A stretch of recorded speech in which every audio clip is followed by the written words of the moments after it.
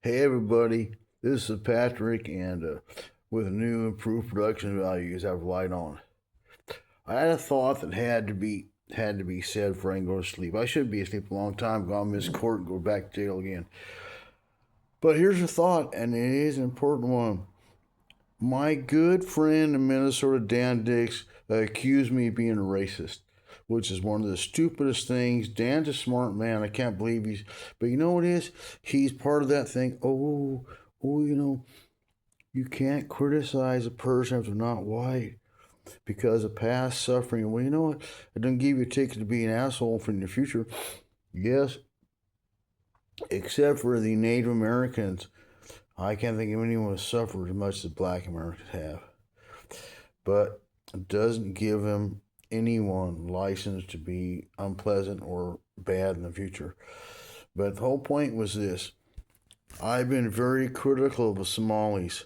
But you know what?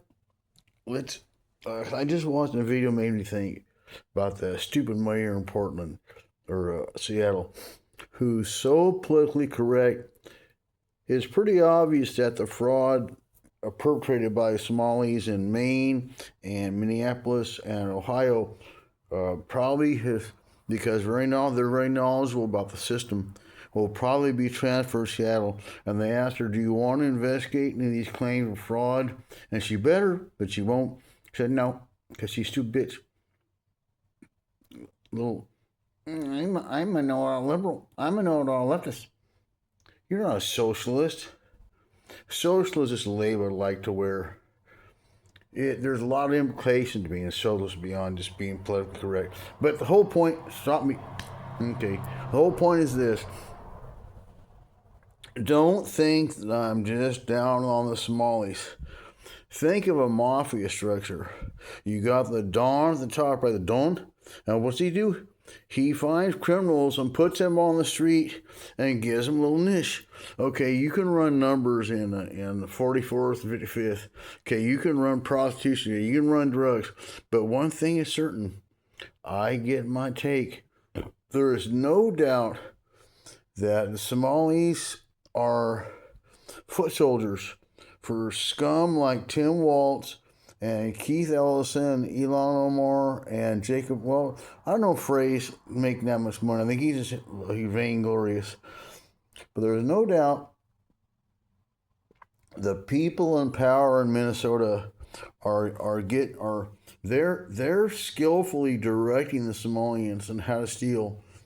The Somalians are not that brilliant to know every loophole and every weak spot in the system in Minnesota.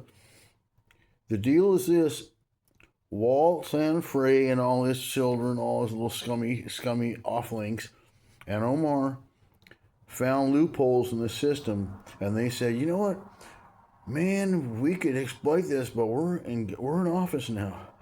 How can we successfully rob that? We want that money for our campaigns, for our egos, also, for our own self advancement. But we can't do it because we're in office. How about we find cohorts?" So it was not just the Somalis themselves. Tim Waltz, the Somalis are a solid voting bloc, and you want to see a butt kisser. That Jacob Frey, his mouth was probably rimmed with, Somali, you know what? He is a shameless butt kisser. But Frey and Omar, all these people, and especially Waltz, they're making their careers. Tip O'Neill said, "Money is a mother's milk politics." Former House Speaker Tip O'Neill from Massachusetts. So money is power, and people in public office are not there because they care about issues. I used to think that I should run for. I really do care. I should really run for something. But I have had too many friends that word campaigns in the intimate part of it, in the bowels, and they will tell you there's two kinds of people going to politics: egomaniacs and pimps. That's poor choice of words. egomaniacs who actually believe they're some so goddamn special. And also, but mostly, the main reason for joining, for trying to enter city council, board of soups, even the school board, doesn't matter, water board, doesn't matter what. The main reason you're there is to be there when the money changes hands. Every state board of equalization, which Kamala Harris sat on for a while, every one of those boards has a budget, and every one of them spends money. And the purpose of being in politics is to get yourself on one of those boards, to get yourself in a position of power, and then hold purse strings.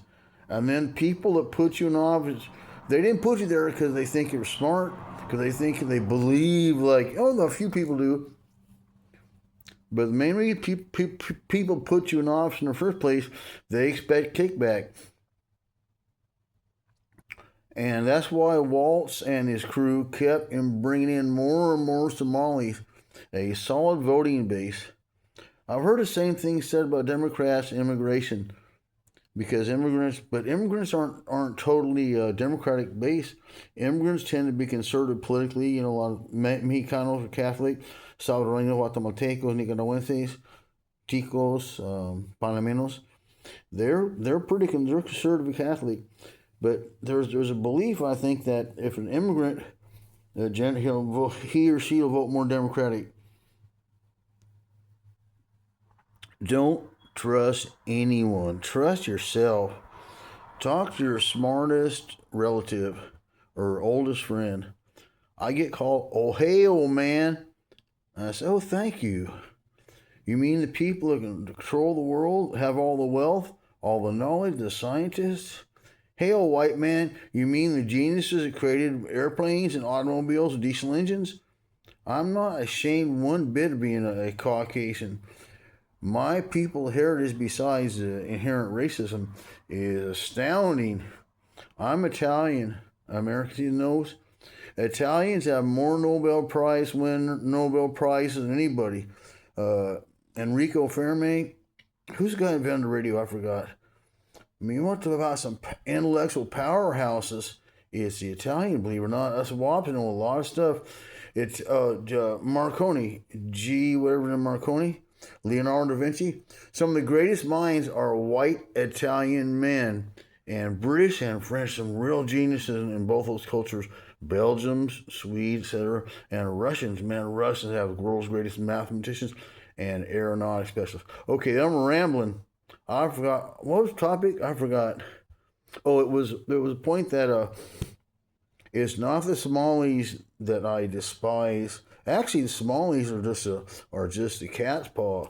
The real people need to go to jail first are Waltz, Ellison, the AG. He's the top cop, and he knows that they're stealing, but but that's okay. As long as you get your vote, let's steal.